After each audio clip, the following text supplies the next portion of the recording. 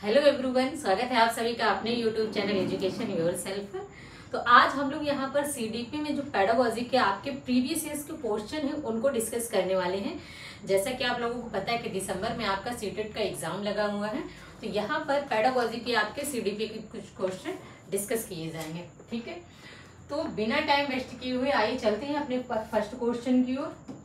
तो हमारा यहाँ पर पहला क्वेश्चन है, बच्चों को प्रारंभिक व्यवसाय प्रशिक्षण मिलता है। जैसा आपको कई क्लासों में मैंने बताया हुआ है यहाँ पर कि बच्चों को जो प्रारंभिक व्यवसायिक प्रशिक्षण मिलता है कहाँ पर, तो विद्यालयों में, या फिर आपका बी ऑप्शन है स्थानीय समुदायों में, या फिर सी है यहाँ पर घरों में, या फिर डी है यहाँ पर ग्राम व नगर में। तो बच्चों को जो प्रारंभिक व्यवसाय का प्रशिक्षण दिया जाता है तो वो पहले आपको घर में ही दिया जाएगा। आपको यहाँ पर सजेशन दिया जाता है कि किस तरह से आपको अपना जो व्यवसायिक है प्रारंभिक करना है उसके बारे में। तो यहाँ पर हमारा राइट आंसर हो जाएगा सी ऑप्शन, घरों में। तो सी ऑप्शन हमारा राइट आंसर हो जाएगा। अब चलते हैं अपने सेकंड क्वेश्चन की तरफ। हमारा सेकंड क्वेश्चन है, प्रेम व स्नेह का केंद्र घर शिक्षा का प्रथम स्थल तथा बच्चे की प्रथम पाठशाला है। तो हमने आपको यहाँ पर पहले भी क्लासों में बताया हुआ है कि बच्चे की जो प्रथम पाठशाला होती है और प्रथम जो शिक्षिका होती है वो माँ ही होती है। बच्चा अपने माँ से ही बोलना, किस लैंग्वेज में बात करनी है, जैसे मदर जो आपकी मदर टंग होती है, मतलब मातृभाषा होती है, बच्चा सर्वप्रथम यही सीखता है। और किससे सीखता है? अपनी माँ से सीखता है। तो जो अपनी यहाँ पर पाठशाला पूछ रहा है, प्रथम पाठशाला बच्चे की, ठीक है।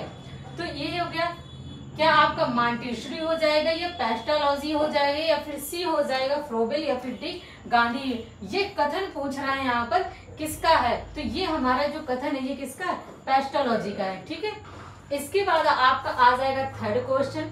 तो यहाँ पर बात हो रही है चरित्र निर्माण, ठीक है, फॉर्मेशन ऑफ कैरेक्टर। तो सामाजिकरण का एक प्रमुख है, तो क्या है यहाँ पर हमें बताना है, क्या ये सिद्धांत है आपका, या फिर बताना है आपका बी क्या ये तत्व है, या फिर सी यहाँ पर ऑप्शन पक्ष है, या फिर डी है उपयुक्त सभी। तो हमारा यहाँ पर राइट ऑप्शन हो जाएगा बी, मतलब यहाँ पे क्या है हमारा सी ऑप्शन है हमारा यहाँ पर पक्ष हो जाएगा। ठीक है, तो इसके बाद चलते हैं अपने नेक्स्ट क्वेश्चन की ओर।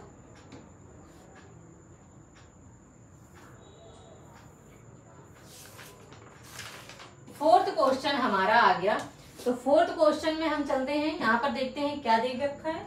विद्यालय सामाजिकरण के क्षेत्र में न केवल, ठीक है, इसका अधिकरण है, मतलब एजेंसी है, अपितु वह समाज की सांस्कृतिक प्रगति का यह भी है। तो यहाँ पे हमें बताया गया है कि जो विद्यालय है वो क्या है हमारे लिए, मतलब एक बालक के लिए क्या है, क्या है ये संरक्षक है, या फिर संशोधक है, या फिर सी आलोचक है, या फिर समर्थक है। तो यहाँ पर हमारा राइट आंसर हो जाएगा संरक्षक। बच्चा जब से विद्यालय जाता है वो विद्यालय में कुछ ऐसी एक्टिविटी सीख रहा होता है जिससे वो समाज में क्या कर पाए, अपना सोशलाइजेशन कर पाए। तो ये क्या हो जाएगा हमारा संरक्षक हो जाएगा। फिर चलते हैं अपने नेक्स्ट क्वेश्चन की तरफ।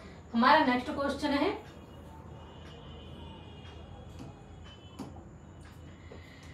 शिक्षक बालक की सामाजिक प्रक्रिया का यह बनकर उसका सहायक हो सकता है। क्या बनकर यहाँ पर सहायक हो सकता है? तो यहाँ पर बताइए, क्या शिक्षक क्या बन सकता है बालक के लिए? क्या तत्व बन सकता है, या फिर बी हो गया यहाँ पर क्या पक्ष बन सकता है, या फिर सी है कर्ता, या फिर डी हो जाएगा अवरोधक। तो यहाँ पर हमारा राइट आंसर हो जाएगा सी, मतलब कर्ता या एजेंट या सलाहकार।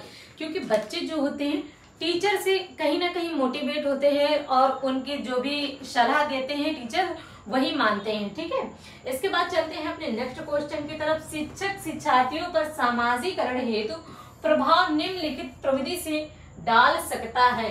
तो यहाँ पर बात करी जा रही है कि एक जो शिक्षक है शिक्षार्थी पर सामाजिकरण हेतु प्रभाव निम्नलिखित प्रविधियों से डाल सकता है। तो यहाँ पर हमारे ऑप्शन हो जाएंगे, क्या बौद्धिक क्रियाओं में भाग लेने हेतु उत्प्रेरित कर, ये भी हमारा हो सकता है, या फिर बी हो जाएगा उसका पृष्ठपोषण कर उन्हें वांछित व्यवहार, मतलब जो व्यवहार ऐसे ही नहीं करने चाहिए दूसरे के साथ, करने हेतु सुझाव देकर, ऐसे व्यवहार जो दूसरे के साथ नहीं करने चाहिए, इसके लिए जो टीचर है सुझाव दे रहा हो, ठीक है। या फिर हो सकता है अपना उदाहरण प्रस्तुत कर अनुकरण हेतु प्रेरित करना, मतलब टीचर जो है एक अच्छा बिहेवियर किसी के साथ कर रहा है या फिर अपना ही अनुकरण करा रहा है बच्चों को, ठीक है। तो यहाँ पर हमारे जो तीनों ऑप्शन है वो सही है, तो हमारा राइट ऑप्शन हो जाएगा डी, मतलब उपयुक्त सभी। इसके बाद चलते हैं अपने 7th क्वेश्चन की ओर। अनौपचारिक सामाजिकरण का साधन है, तो यहाँ पर हमसे अनौपचारिक पूछा जा रहा है, इनफॉर्मल, ठीक है, सामाजिक या सोशलाइजेशन के बारे में। तो क्या यहाँ पर हमारा ए हो जाएगा राज्य, या फिर बी हो जाएगा समुदाय, या फिर सी यहाँ पर हो जाएगा संचार साधन, या फिर डी उपयुक्त सभी। तो यहाँ पर हमारा राइट आंसर हो जाएगा उपयुक्त सभी, ठीक है। D option is the right answer. इसके बाद हो जाएगा हमारा नेक्स्ट क्वेश्चन। 19वीं शताब्दी में किस फ्रांसीसी दार्शनिक ने समाज का वैज्ञानिक अध्ययन किया था? तो यहाँ पर हमारा राइट ऑप्शन हो जाएगा ऑगस्ट काम्टे, ठीक है। इसके बाद चलते हैं अपने नेक्स्ट क्वेश्चन की तरफ। क्वेश्चन नंबर हमारा 9 आ गया। इसमें देखिए पूछा गया है सामाजिकरण या फिर सोशलाइजेशन की परिभाषाओं के आधार पर इसकी धारणा में निम्नलिखित तत्व प्रकट होता है। तो यहाँ पर हमारा पहला आ जाएगा व्यक्ति समाज द्वारा स्वीकृत उसका योग्य सदस्य बनता है, ठीक है, क्योंकि आप समाज में रहते हैं, आपको लोग क्या करते हैं, स्वीकार करते हैं, तभी आप समाज के यहाँ पर सदस्य बनते हैं। यह व्यक्तियों की परस्पर अंतःक्रिया, ठीक है, यहाँ पर अंतःक्रियाएं होती हैं व्यक्तियों की। इसके बाद है इस प्रक्रिया द्वारा व्यक्ति समाज की मान्यताओं को सीखता है। जैसे कि बताया गया है, एक बच्चे क्या होता है, पहले तो अपने घर से, फिर विद्यालय, फिर आस पड़ोस से, इन्हीं सबसे बालक का क्या हो रहा होता, सोशलाइजेशन हो रहा होता। वही यहाँ पर आपको तीनों में देखिए बताया गया है, तो राइट ऑप्शन हो जाएगा हमारा उपयुक्त सभी। इसके बाद चलते हैं क्वेश्चन नंबर 10 की ओर। तो भाषा या लैंग्वेज सामाजिकरण का महत्वपूर्ण पक्ष इसलिए है क्योंकि बालक, इसमें क्या बताया जा रहा है, देख लेते हैं ऑप्शन। बालक के बिना भी संकेतों से दूसरे से व्यवहार करता है, बालक भाषा के बिना भी जो है संकेतों से दूसरे से व्यवहार करता है, ठीक है। इसके बाद है भाषा पर अधिकार पाने के बाद ही सामाजिक बनता है। जब बालक पूरी तरह से देखिए अपनी भाषा पर उसको कंट्रोल हो जाता है कि हमें किस व्यक्ति के सामने किस तरह से बात करनी है, ठीक है, तभी बालक क्या करता है, उसका मतलब किसी भी बच्चे का या फिर किसी भी व्यक्ति का सोशलाइजेशन अगर आप मानेंगे कब होता है, जब उसका पूरी तरह से अपनी भाषा पर क्या हो जाए, कमांड हो जाए, मतलब बात करने का किस तरह से किससे हमें बात करनी है, ठीक है। फिर इसके बाद हो जाएगा विचार प्रकट करने व विचारों को ग्रहण करने में भाषा का ज्ञान सहायक है। अब यहाँ पर वही बात हो रही कि आप अपने विचारों को दूसरे के सामने रख रहे हैं, दूसरे के विचारों को अपने सामने मतलब अपने अंदर ग्रहण कर रहे हैं। तो यहाँ पर हमारा राइट ऑप्शन हो जाएगा उपयुक्त सभी, ठीक है। भाषा में बालक के लिए ये सारे ऑप्शन आपके सही हो जाएंगे। इसके बाद चलते हैं अपने नेक्स्ट क्वेश्चन की तरफ। क्वेश्चन नंबर हमारा 11 है आपके सामने। बालक के सामाजिकरण का प्रमुख तत्व है, मतलब एलिमेंट है, क्या यहाँ पर आ जाएगा वंशानुक्रम, हेरिडिटी, या फिर आपका बी ऑप्शन है पर्यावरण मतलब इन्वायरमेंट, या फिर सी हो जाएगा शिक्षा। तो यहाँ पर उपयुक्त ए और बी, मतलब आपका हो जाएगा वंशानुक्रमण और पर्यावरण। जब बालक का मैंने आपको यहाँ पर कई टॉपिक क्लियर कराए हैं, आपको एक टॉपिक भी पढ़ाया वंशानुक्रमण और यहाँ पर पर्यावरण, मतलब बालक का जितना भी यहाँ पर विकास होगा तो जैसा वातावरण होगा और कुछ अपने जो उसके वंशानुक्रम से उसको कुछ जीन्स प्राप्त हुए उसके अकॉर्डिंग, ठीक है। अब चलते हैं नेक्स्ट क्वेश्चन की ओर। मनोवैज्ञानिकों के विचार से छोटे बच्चों को किस आयु में स्कूल भेजना चाहिए? अब यहाँ पर ये क्वेश्चन है कि छोटे बच्चों को स्कूल कब भेजना चाहिए मनोवैज्ञानिकों के अकॉर्डिंग, ठीक है। तो यहाँ पर पहला हमारा ऑप्शन है 5 वर्ष की आयु के बाद, या फिर बी हो जाएगा यहाँ पर 3 वर्ष की आयु के बाद, जब बालक स्कूल में बैठना सीख जाए, जब ठीक से बोलना सीख जाए। तो यहाँ पर हमारा राइट ऑप्शन हो जाएगा ए, ठीक है। वैज्ञानिकों ने कितनी एज बताई है, 5 वर्ष की आयु की जब बच्चे कंप्लीट हो जाएं तभी उन्हें स्कूल भेजना चाहिए, ठीक है। अभी यहाँ पर आ जाएगा नेक्स्ट क्वेश्चन। प्राथमिक स्तर पर शिक्षा का माध्यम होना चाहिए। आपको यहाँ पर कई टॉपिक्स में मैंने क्लियर कराया है कि जब भी बालक स्कूल जाता है तो शिक्षा का जो माध्यम होना चाहिए कौन सी लैंग्वेज में होना चाहिए, मदर लैंग्वेज, मतलब मदर टंग में होना चाहिए कि बालक जो घर में बोल रहा है वही लैंग्वेज बच्चा स्कूल में भी बोलेगा। ठीक है, तो यहाँ पर हमारा राइट आंसर हो जाएगा डी ऑप्शन। इसके बाद चलते हैं अपने नेक्स्ट क्वेश्चन की ओर। क्वेश्चन नंबर 14 ये रहा आपके सामने। यहाँ पर अधिगम का अर्थ है, तो आप सभी बताइए यहाँ पर अधिगम का क्या अर्थ हो जाएगा। तो यहाँ पर हमारा ए ऑप्शन है बौद्धिक ज्ञान, या फिर बी हो जाएगा भाषा का शुद्ध ज्ञान, या फिर सी है व्यक्तित्व का सर्वांगीण विकास या बच्चों को पढ़ाना। तो यहाँ पर हमारा राइट ऑप्शन हो जाएगा जो अधिगम का वो है व्यक्तित्व का सर्वांगीण विकास, मतलब यहाँ पर बालक का पूरी तरह से सर्वांगीण विकास करना। फिर चलते हैं अपने नेक्स्ट की क्वेश्चन की ओर। अभिप्रेरणा एक, यहाँ पर हमें क्या बताना है, अभिप्रेरणा एक मिनट।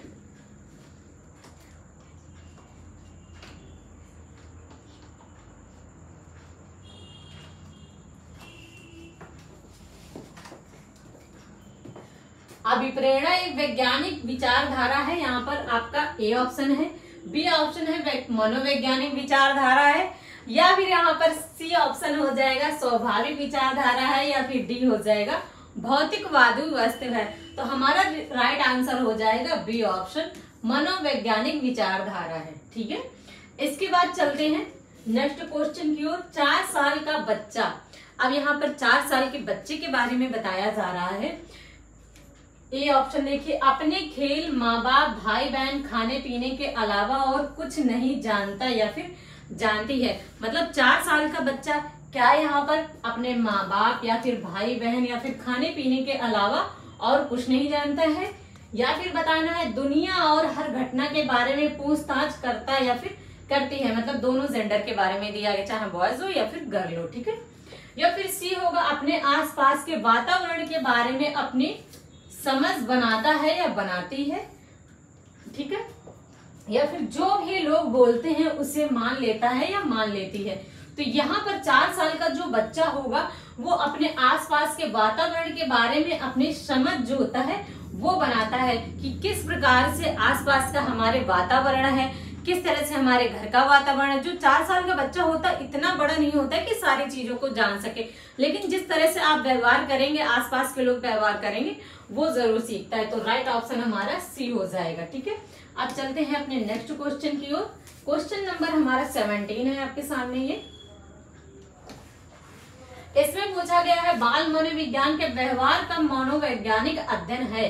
क्या यहाँ पर क्या बालक है, हम किसके बारे में सीडीपी में पढ़ रहे हैं, बालक के लिए ही तो पढ़ रहे हैं, या फिर बी शिक्षक का है, या फिर सी किशोर का है।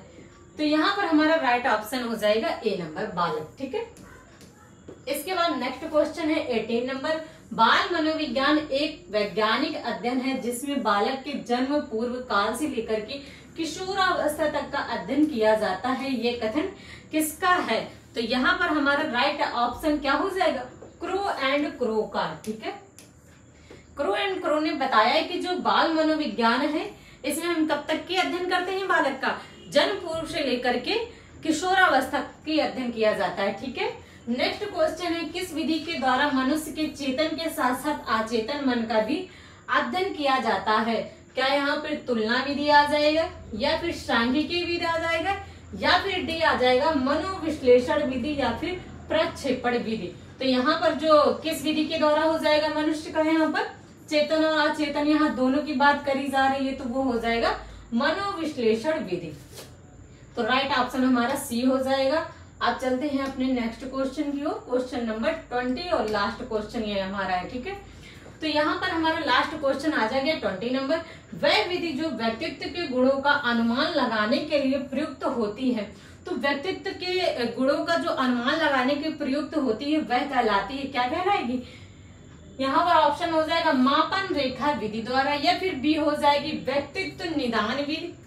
ठीक है, या फिर हो जाएगा सी मनोनीत विधि, या फिर डी हो जाएगा प्रक्षेपण विधि। तो इसका जो है आपको कमेंट बॉक्स में आंसर बताना है कि क्या हो जाएगा। ठीक है, फिर नेक्स्ट वीडियो हम क्लियर कर देंगे कि इसका आंसर क्या होगा। तो ज्यादा से ज्यादा आप लोग हमारे वीडियो को लाइक करें, फॉलो करें, सब्सक्राइब करें। ठीक है, तो आज के लिए इतना ही। Thank you student.